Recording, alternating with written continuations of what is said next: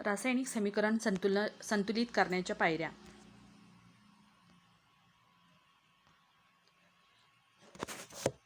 संतुलित रासायनिक समीकरण आणि असंतुलित रासायनिक समीकरण या दोन्हींचा अभ्यास आपण केला होता.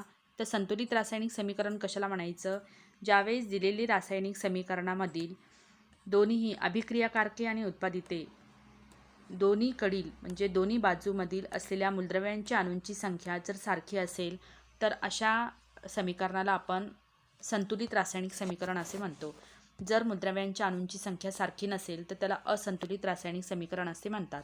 तर या ठिकाणी आपल्याला रासायनिक समीकरण संतुलित कशा पद्धतीने करता येईल त्याचे स्टेप बाय स्टेप पायऱ्या या ठिकाणी दिलेल्या आहेत. तर लक्ष द्या, रासायनिक समीकरणाचे संतुलन पायरी पायरीने करतात. यासाठी प्रयत्न प्रमाद पद्धती वापरतात. उदाहरण म्हणून पुढील शाब्दिक समीकरण पहा.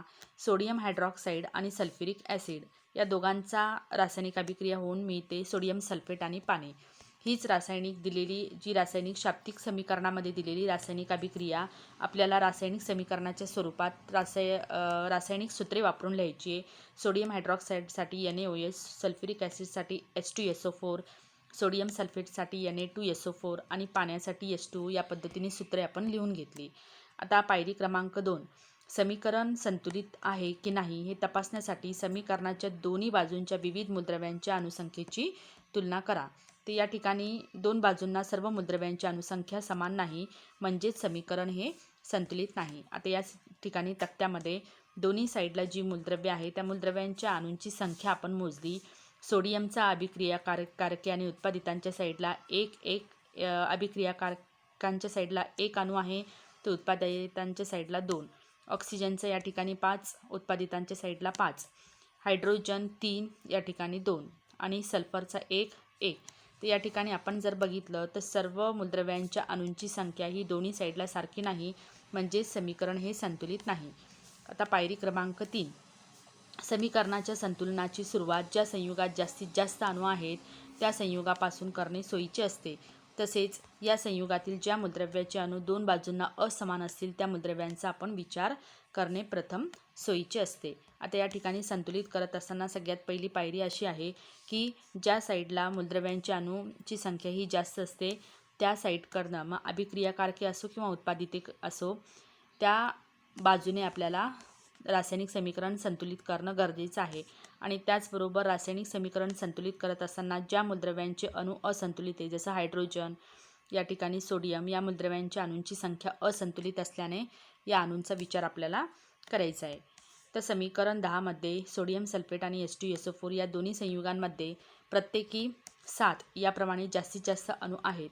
यापैकी कोणाचीही निवड करता येईल. आता या ठिकाणी सोडियम सल्फेट आणि Na2SO, सोडियम हायड्रॉक्साईड आणि सोडियम सल्फेट या ठिकाणी दोघांचे अणू हे सारखेच आहे, 7 आहेत. त्यामुळे यापैकी कुणाची आपल्याला निवड करता येईल, तर सोडियम सल्फेट या संयुगाची निवड करा.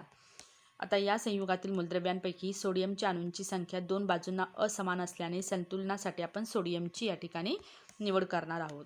हे लक्षात ठेवा की अणुसंख्येचे संतुलन करताना संयुगाचे सूत्र बदलून चालत नाही. तर अभिक्रियाकारकांमध्ये सोडियमचा अणू 1 आहे, तर उत्पादितांमध्ये तो 2 आहे.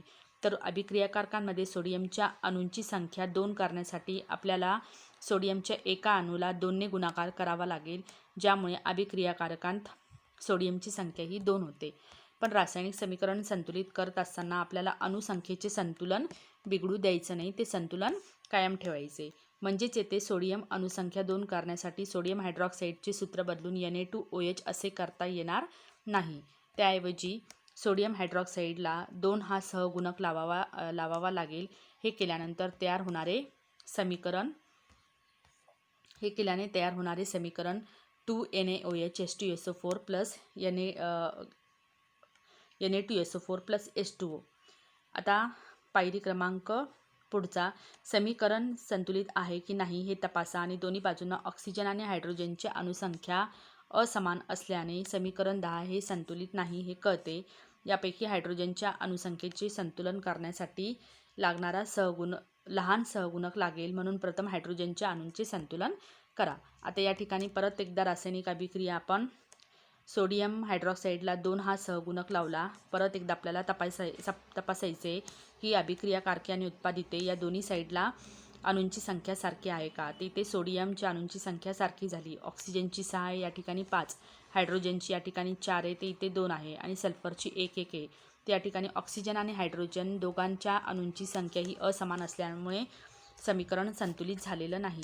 आता पुढील स्टेप, हायड्रोजन अणुसंख्येचे संतुलन करण्यासाठी H2O उत्पादिताला 2 हा सहगुणक लावा.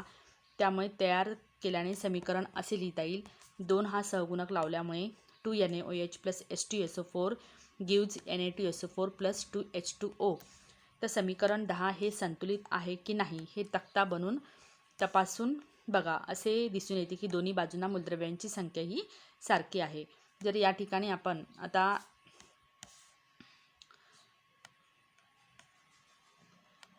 पाण्याच्या रेणूला 2 हा सहगुणक लावल्यामुळे जे तयार होणारं रासायनिक समीकरण आहे, या ठिकाणी दोन्ही बाजूला असलेल्या अणूंची संख्या आपल्याला तपासून बघायची. ते सोडियमचे 2 आहे, या ठिकाणी सोडियमचे 2. ऑक्सिजनचे या ठिकाणी इथे 4 आणि 1 5.